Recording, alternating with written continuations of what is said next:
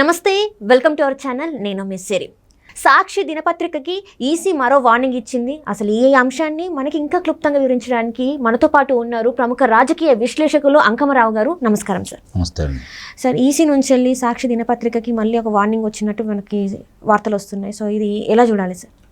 సహజంగానే ఎన్నికల విధుల్లో భాగంగా రేపు ఎన్నికలు జరగబోతున్నాయి కాబట్టి ఏ పత్రికలైనా ప్రసార మాధ్యమాలైనా సరే ఒక పార్టీకి సొంతంగా ఉంటే, లేదంటే ఆ పార్టీ వ్యవస్థాపకులో లేకపోతే పార్టీ అధ్యక్షులు వాళ్ళ కుటుంబ సభ్యుల పేరు మీద కనుక ఏదన్నా ఉంటే దానికి సంబంధించినంత వరకు ప్రకటనలు కనుక వస్తే అది ఆ పార్టీకి తరపునే భావించాల్సి వస్తుంది.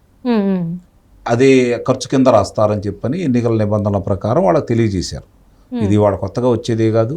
కాకపోతే ఏంటంటే వాళ్ళు ఇప్పటి వరకు జరిగిన ప్రచారం వాళ్ళ దృష్టికి వచ్చింది కాబట్టి ఆ పత్రికలో ఏ విధంగా చేసుకుంటున్నారో తెలుసు కాబట్టి దాన్ని కొంచెం కట్టడి చేయడం కోసమే ఈ విధంగా వాళ్ళు చేశారు. కాకపోతే అవి వాళ్ళు ఏం పట్టించుకుంటారని అయితే నేను భావించట్లేదు. వాళ్ళు అలాగే కొనసాగిస్తూ ఉంటారు. అది ఖర్చు కింద రాస్తారు.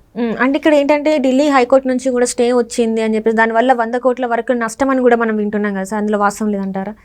100 కోట్ల వరకు నష్టం అంటే ఇప్పుడు వాళ్ళు 100 కోట్లు ఎందుకు నష్టం వస్తుంది? అంటే సర్క్యులేషన్ ఆపడం వల్ల మళ్ళీ వాళ్ళకి నష్టం. ఇప్పుడు అదేమైందంటే ఢిల్లీ వాళ్ళు సుప్రీంకోర్టు వాళ్ళ దగ్గరికి వెళ్ళారు. వీళ్ళు రామోజీరావు గారు సంబంధించి ఈనాడు పేపర్ వాళ్ళు వెళ్ళటం కూడా జరిగింది.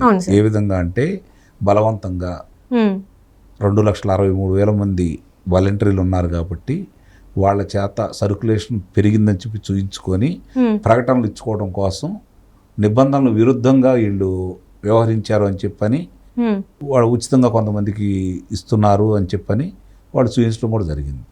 దాన్ని నమ్మి వాస్తవాలు వాళ్ళ దృష్టిలో ఉండేవి కాబట్టి దాని గురించి వాళ్ళు వివరణ కోరటం కూడా జరిగింది. ఇప్పుడు వాళ్ళు చూసుకుంటా ఉంటే మరి ఇప్పటి వరకు ముందుగా ప్రజలకి ఎంతమంది పేపర్లు కొంటున్నారు అని చూసుకుంటా ఉంటే కొన్న పత్రికలు ఏది ఎక్కువ కొన్నారు అని దాన్ని దృష్టిలో పెట్టుకొని దానికి ప్రభుత్వ పరంగా వచ్చేటువంటి ప్రకటనలు వాళ్ళకు ఉన్నటువంటి సర్క్యులేషన్ బట్టి ఇవ్వాలి. అవును సార్. ఆ ప్రకారంగా ఈనాడు పేపర్కి ఇవ్వాలి, తర్వాత ఆంధ్రజ్యోతికి ఇవ్వాలి. అలా కాకుండా వీళ్ళు ఇది ఎక్కువగా చూయించుకొని వీళ్ళకే ఎక్కువ ఇస్తున్నారు, వీళ్ళకే లబ్ధి చేకూరుతుందని చెప్పని వాస్తవాల న్యాయస్థానం కూడా గుర్తించింది. అది కూడా వాస్తవమే. రమారమి వారానికి 2-3 ఉంటున్నాయి వాళ్ళకి. దానివల్ల దాన్ని ఎందుకు చెప్పుకుంటున్నారు అంటే గతంలో 2019 వరకు సాక్షి పేపర్ కావచ్చు, సాక్షి ప్రసార మాధ్యమాలు కావచ్చు నష్టాల్లో ఉన్నాయి. అధికారంలోకి వచ్చిన తర్వాత ఇప్పుడు విపరీతమైన లాభాలు కనపడుతున్నాయి వాళ్ళకి. ఎక్కడి నుంచి వచ్చినాయంటే ప్రకటన ద్వారానే, ప్రభుత్వ ప్రకటనల ద్వారా. ఏ పత్రిక అయినా సరే ఏదైనా సరే ప్రకటన లేకపోతే అవి నడపలేరు, నష్టాల్లోనే ఉంటాయి. మరి లాభాల్లో ఎందుకు వచ్చినాయి, గతంలో ఎందుకు రాలేదు అని ఆలోచిస్తారు కదా. అవును సార్. దాన్ని బట్టి ప్రకటనలు ముబ్బడిగా దీనికి ఇవ్వటం వల్లే జరుగుతూ ఉన్నాయి. అంటే అవసరం ఉండా లేకపోయినా ప్రకటనలు వాళ్ళ పత్రిక కోసం ప్రభుత్వ ధనాన్ని నష్టం చేకూరుస్తున్నారు. వాళ్ళకి ఇచ్చినప్పుడు మిగిలిన వాళ్ళు కూడా కొంతమందికి ఇవ్వాలి కదా. దానివల్ల నష్టమే కదా రాష్ట్రానికి. అలా నష్టపరుస్తున్నారు వీళ్ళు. అవన్నీ కూడా పత్రికాముఖంగా జరుగుతున్నవన్నీ కూడా న్యాయస్థానాలకి పొందుపరచడం కూడా జరిగింది. వాళ్ళు విచారించి గతంలో ఇట్లా చేస్తున్నారు అనేది వాస్తవాన్ని వాళ్ళు గుర్తించారు కాబట్టి వాళ్ళు హెచ్చరిక చేయడం కూడా జరిగింది. ఇప్పుడు దాన్ని దృష్టిలో పెట్టుకుని ఎన్నికల సంఘం వాళ్ళు కూడా వీళ్ళకి హెచ్చరికలు జారీ చేశారు. వీళ్ళు గనక పెడచెవిన పెడతారు. వీళ్ళు ఇప్పటి వరకు న్యాయస్థానాలు ఎన్ని మొట్టికాయలు వేసినా దాన్ని అమలు చేయట్లేదు కదా. ఇది ఎన్నికల సమయం కాబట్టి వాళ్ళ లబ్ధి చేకూరడం కోసం రేపొద్దున మళ్ళీ అధికారంలోకి వస్తే మనమే ఇదేదో సరి చేసుకుంటూ ఉంటారు, ఇంతకంటే ఎక్కువ లాభాలు ఎటు చూపించుకోగలుగుతారు కాబట్టి వాళ్ళు దాన్ని అమలు చేస్తారని అయితే నేనైతే భావించట్లేదు. పెడచెవినే పెడతారు. అట్లనే ఇప్పుడు చూస్తున్నట్టయితే ఏపీలో ఎన్నికలు సమీపిస్తున్న వేళ ఉద్యోగులకి జగన్ గారు ట్రాప్ చేస్తున్నారు. అంటే ఎలా అంటే డిఏలు పెంచే అవకాశం ఉంది అని చెప్పేసి కూడా మనకు వార్తలు వస్తున్నాయి. ఇందులో వాస్తవం ఉందంటారా సార్? మరి అమలు చేయలేరు కదమ్మా. ఎన్నికల ఈ రోజే ప్రకటన రాబోతుంది తారీఖులతో సహా, ఏ రాష్ట్రంలో ఎప్పుడు ఎన్నికలు జరగబోతున్నాయి అని చెప్పని అన్నప్పుడు ఇటు అమలు కావు కదా. అమలు కావని హామీలు ఎన్నైనా ఇచ్చుకోవచ్చు కదా. ఏప్రిల్లోనే అంటే నెక్స్ట్ మంత్లో ఒకసారి, ఇంకొకటి ఏంటంటే జూన్ జూలైలో ఒకసారి అని చెప్పేసి వాళ్ళైతే చెప్పడం జరుగుతుంది. ఇప్పుడు ఏదైనా సరే ప్రభుత్వం ఒకటి ప్రకటించిన తర్వాత దానికి సమయం ఉంటుంది, తీర్మానం చేసుకోవాలి. న్యాయస్థానంలో దాన్ని మామూలుగా వాళ్ళ మంత్రివర్గం నిర్ణయం తీసుకోవాలి. ఆర్థిక శాఖ అనుమతితోటి కదా ఏదైనా జరిగేది. ఆ అవకాశం ఏది ఈ రోజు మధ్యాహ్నం 3 గంటల తర్వాత ఆపద్ధర్మ ముఖ్యమంత్రి, ఒక్కరోజే కదా ముఖ్యమంత్రిగా ఇక ఆయన, అవును సార్. ఆ తర్వాత అంతా అది ఎన్నికల సంఘం చేతిలోకి వెళ్ళిపోతుంది కదా. కాబట్టి వీళ్ళు ఎలా దాన్ని అమలు చేస్తారు చెప్పండి. మరి ఎందుకు ఇలాంటివి చేస్తున్నారు సార్? సహజం మభ్య పెట్టడం కోసం, ప్రలోభాలకు గురి చేయడం కోసం, మచ్చిక చేసుకోవడం కోసం వాళ్ళని ఉద్యోగస్తుల్ని బాగా వ్యతిరేకత ఉన్నారు కాబట్టి వాళ్ళకి ఇలాంటివన్నీ కొట్టిన పిండి కాబట్టి ఎన్నికలు సమీపిస్తున్న ఈ తరుణంలో ఏమైనా చేయొచ్చని నిర్ణయం వాళ్ళకి ఉంది కాబట్టి దాన్ని అమలు చేస్తున్నారు. వాళ్ళు లాభం చేకూర్చుకుని వాళ్ళకి ఏ విధంగా లాభం జరగాలనేది కదా వాళ్ళు ఆలోచించుకునేది. రాజకీయంగా ఏ మేలు జరగాలో అవన్నీ చేసుకుంటారు వాళ్ళు. అంటే ఇప్పటివరకు చూసుకున్నట్టయితే ఉద్యోగులు ఎంతో వ్యతిరేకత ఉన్నాయి తరుణంలో ఇప్పుడు ఉద్యోగులను మచ్చిక చేసుకోవాలని ఆలోచిస్తున్నారు. అంటే దీన్ని ఎలా చూడాలి సార్? అవును, రాజకీయ ఎత్తుగడ ఏ రాజకీయ పార్టీలైనా అమలు చేస్తూ ఉంటాయి.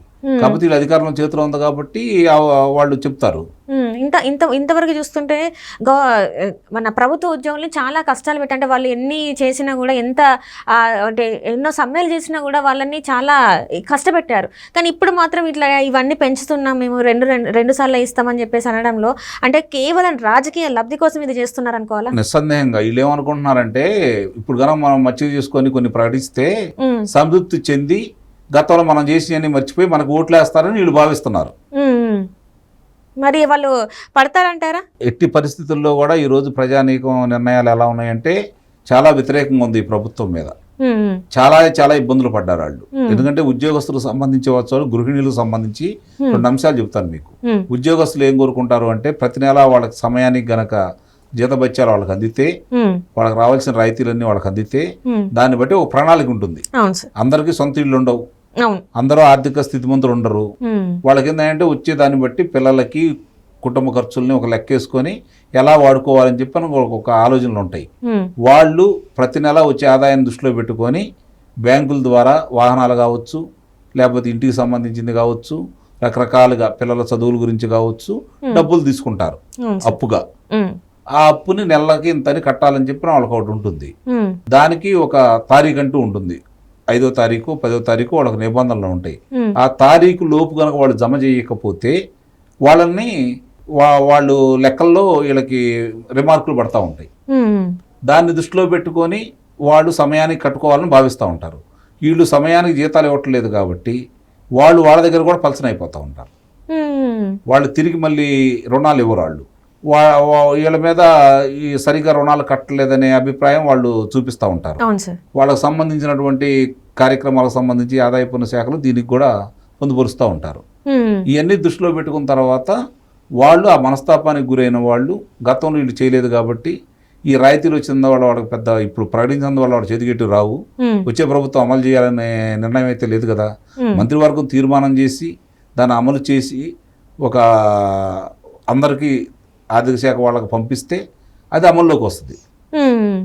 ప్రధాన కార్యదర్శి గారు వీళ్ళందరూ కూడా దాన్ని ఆమోద ముద్ర వేస్తే దాన్ని అమల్లోకి వస్తుంది. అవేమీ లేకుండా మాట వరుస చెప్తే కాదు కదా. ఈ అవకాశం కూడా లేదు కదా ఇప్పుడు చేయడానికి. సో ఇందులో ఎలాంటి వాస్తవం లేదండి. రైట్.